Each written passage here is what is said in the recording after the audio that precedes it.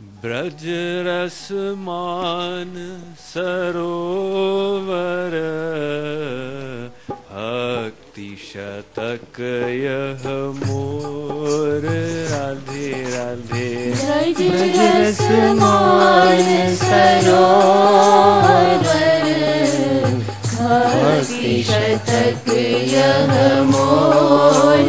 राधे राधे। एक वेदांत दर्शन का सूत्र है परातु तच्छ्रुते।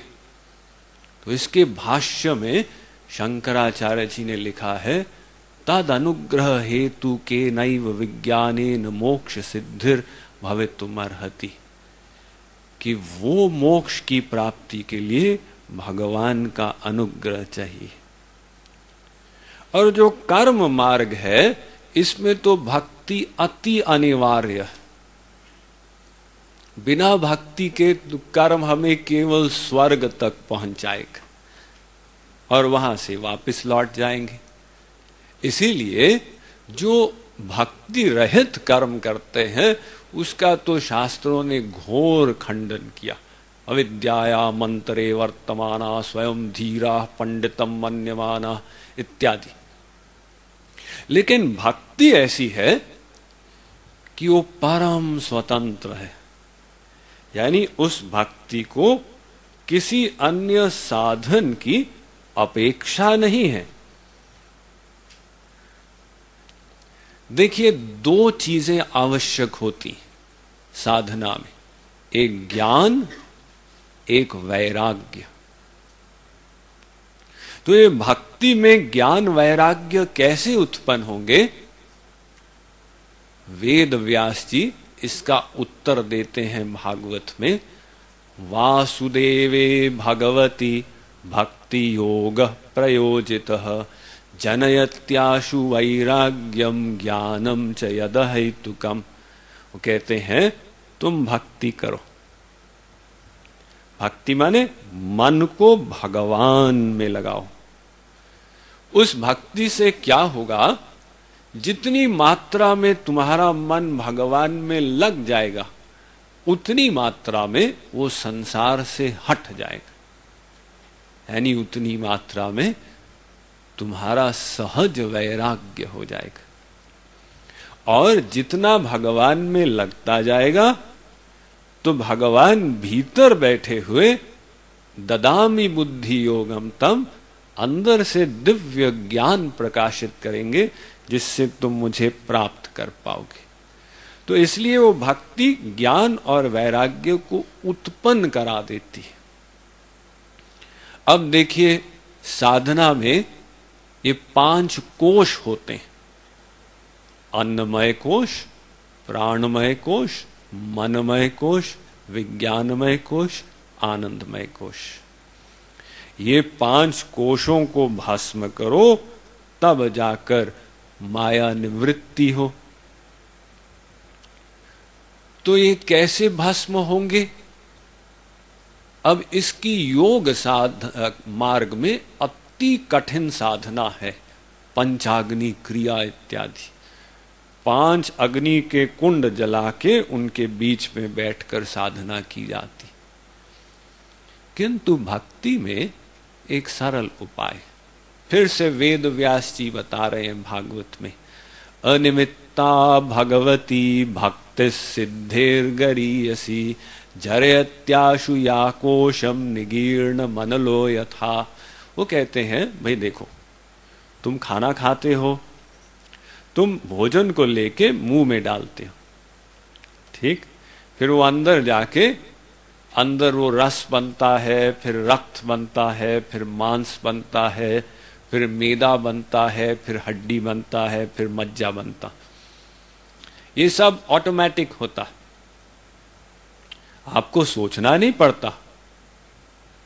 मैंने जो 1 सप्ताह पहले रोटी खाई थी, अब वो अंदर क्या बना, मज्जा बना कि हड्डी बना, ऑटोमेटिक होता जाता है। आप केवल लेके मुंह में डालते हैं, बाकी सब प्रोसेस ऑटोमेटिक चलते।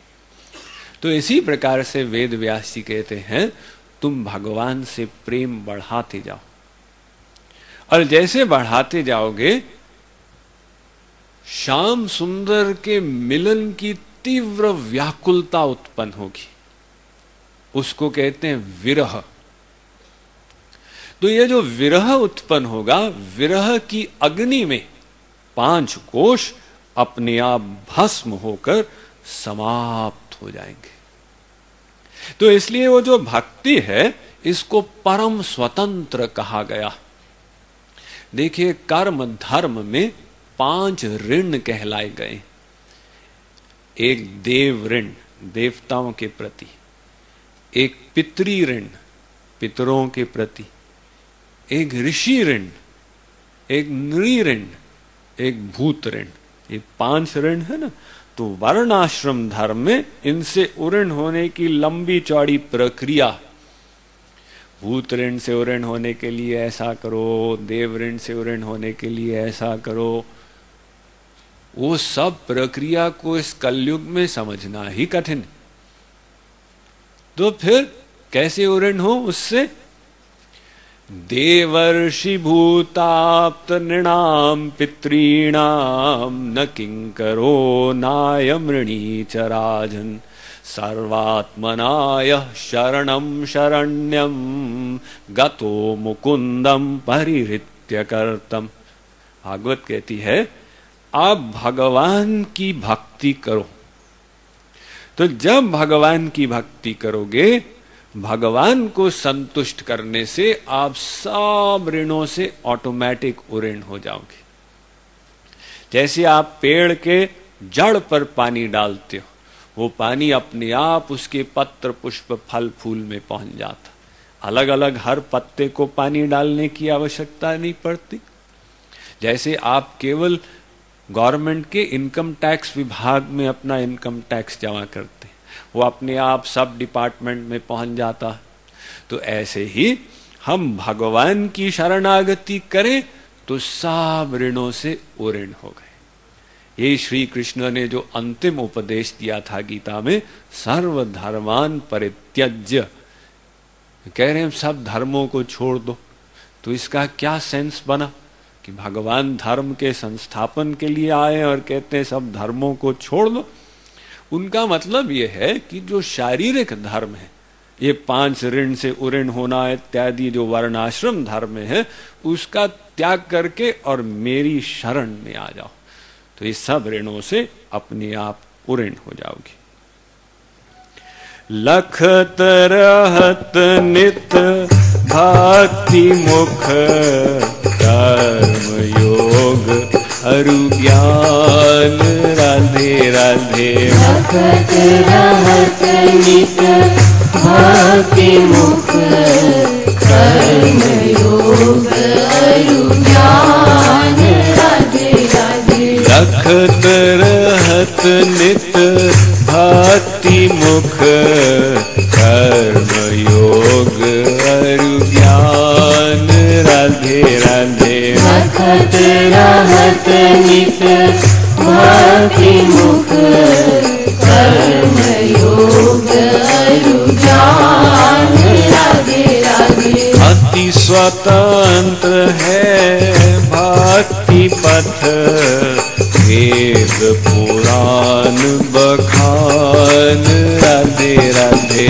अति स्वतंत्र है भक्ति पथ वेद पुराण बखान राधे राधे। अति स्वतंत्र है भक्ति पथ वेद पुराण बखान राधे राधे। अति स्वतंत्र है भक्ति